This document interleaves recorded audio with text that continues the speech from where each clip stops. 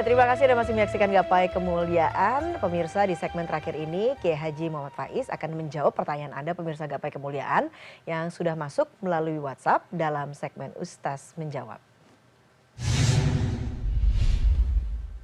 Baiklah, langsung saja saya bacakan pertanyaan yang sudah masuk datang dari Fuad di Bandung. Kita akan sama-sama bacakan pertanyaan dari Mas Fuad di Bandung. Adalah saya pernah menjatuhkan talak satu kepada istri namun tanpa ada saksi. Lalu kami rujuk kembali. Apakah talak tersebut sah, Kiai? Dan jika saya menjatuhkan talak lagi sekarang, itu terhitung talak yang keberapa? Kiai silahkan menjawab. Yang perlu saya ingatkan bahwa dalam hubungan suami istri itu harus sangat berhati-hati ketika menjatuhkan talak. Talak itu adalah jalan terakhir dalam agama, karena agama selalu mengajarkan yang namanya sakinah, mawaddah, warohmah. Maka kalau pertanyaannya, saya sudah menjatuhkan talak kepada istri, tapi tanpa saksi, maka perlu saya luruskan pemahaman ini bahwa talak itu tidak membutuhkan saksi. Dia berbeda dengan pernikahan. Kalau nikah tanpa saksi, maka rukun pernikahannya itu tidak terwujud. Maka nikahnya batal demi hukum. Sementara kalau orang menceraikan istrinya itu tidak membutuhkan persaksian dan tidak harus di depan hakim. Nih, itu secara agama. Kenapa demikian? Karena hubungan suami istri itu bukan seperti orang membeli barang kan. Kalau orang membeli barang, kemudian terjadi persengketaan, hakim memutuskan bahwa barang itu tetap harus saya terima. Itu mungkin tidak ada dampak apapun. Paling saya hanya kecewa karena barang itu speksnya berkurang atau tidak sesuai dengan keinginan saya. Tetapi ketika suami mengatakan kamu sudah saya cerai, kan ini urusan hati. Hatinya kan tidak bisa bertemu. Kalau dipaksakan tetap bertemu, malah itu akan semakin melukai. Akan ada banyak luka tambahan karena rasa cintanya sudah hilang dengan kata-kata perceraian. Maka cerainya itu menjadi sah, Mbak Eva. Ketika suami sudah mengatakan saya cerai, ya kamu atau tolak tuki dalam bahasa Arab, dia jatuh tanpa membutuhkan yang namanya saksi. Kalau kemudian di Indonesia itu harus melalui pengadilan, itu sebetulnya sejatinya hanya isbat, menetapkan keputusan negara. Tetapi cerainya sudah jatuh karena ini sudah dia lafatkan di depan istrinya. Nah, ini yang sebelum lanjut Kiai, mungkin ini teknis begitu ya Kiai ya. Cuman pengucapan talak itu apakah ada ininya Kiai? Jadi ada persyaratannya, kata-katanya harus talakkah, ceraikah, pisahkah, atau bagaimana Kiai? Maka kata-kata itu di dalam fikih itu ada dua. Ada yang namanya sorih, jelas, tidak butuh tafsir dan niat. Ada yang namanya kinayah.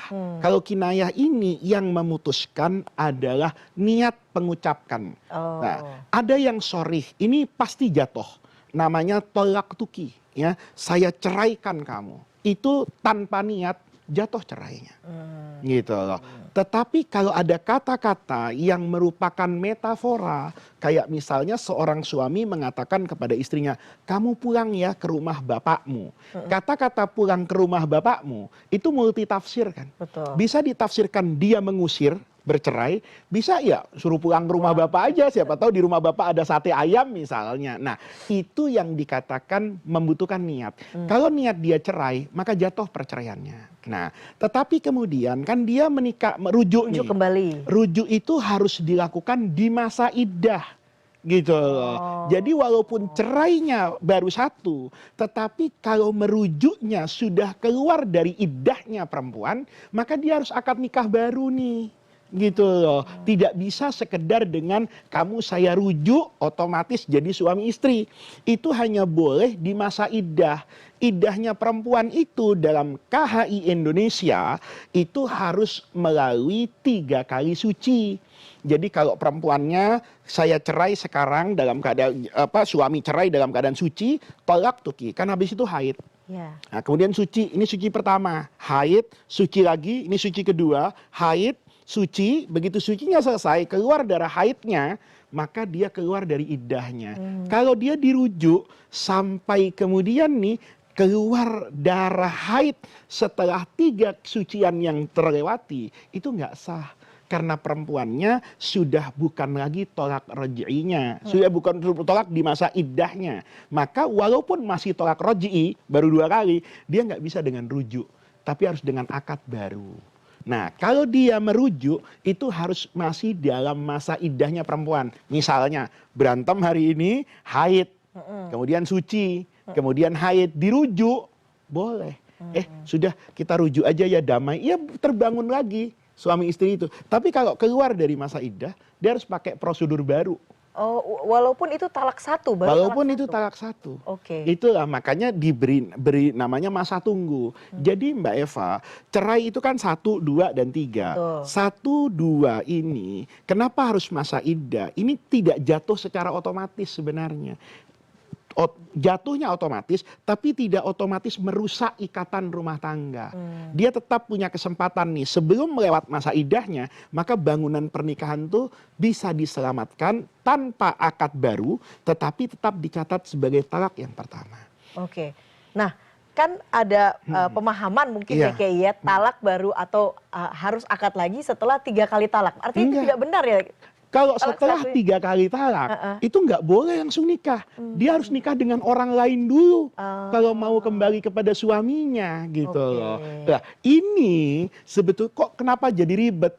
Itu nasihat buat orang. Iya. Jangan sembarangan loh ya. Sembarangan. Kalau kamu sudah jatuhkan 3 kali, secara hukum Mbak Eva, sulit untuk kembali. Karena itu harus nikah, bukan nikah rekayasa loh. Nggak boleh suaminya bilang, kamu nikahi ya istri ini, tapi jangan kamu apa-apain. Nanti setelah itu kamu cerai, biar dia balik ke saya. Nggak boleh.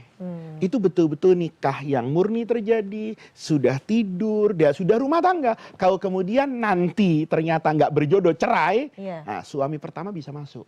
Ini kasusnya ada di Indonesia, tetapi jarang. Ada Mbak Eva yang sudah cerai kemana-mana, akhirnya balik lagi. Balik lagi. Kok saya bilang bisa balik? Iyalah katanya, istri saya sudah bertemu dengan jodoh yang kedua, saya juga bertemu dengan istri yang baru, tapi ya itulah, saya kemudian bercerai lagi, suami bercerai lagi, kata dia, maka akhirnya kita menyadari bahwa kita ini takdirnya memang berjodoh, nikah lagi boleh. Jadi kalau pertanyaan seperti itu, dia talak yang pertama itu jatuh, kalau dia talak sekali lagi maka sudah jatuh 2. Ini sudah warning. Sekali lagi jatuh 3. Di 2 ada masa idah juga? Ki? Ada, Oke, ada, sama seperti ada. talak pertama Yang ya. ketiga juga tetap ada masa iddah, tetapi masa iddah itu tidak kemudian bisa mengembalikan ikatan suami istri sebelum si istri menikah dengan suami barunya. Oke, baiklah. Jadi berhati-hatilah begitu ya, Berhati-hati, para berhati-hati. suami jangan sampai mudah untuk Menjatuhkan. menjatuhkan talak. Kita kembali lagi Iya. ke kajian kitab Hikam, Kiai. Pertanyaan yang tadi, Kiai, Iya. bagaimana caranya supaya tidak membuat kelemahan Iya, ataupun juga iya. kesadaran diri Iya. ini ujungnya nanti jadi keputusasaan, Iya. Kiai. Ibnu Athaillah dalam hikamnya itu juga sudah ngasih obatnya. Obat agar kita tidak mudah kecewa dan berontak kepada Allah itu liyukhaffifa anka alamal bala.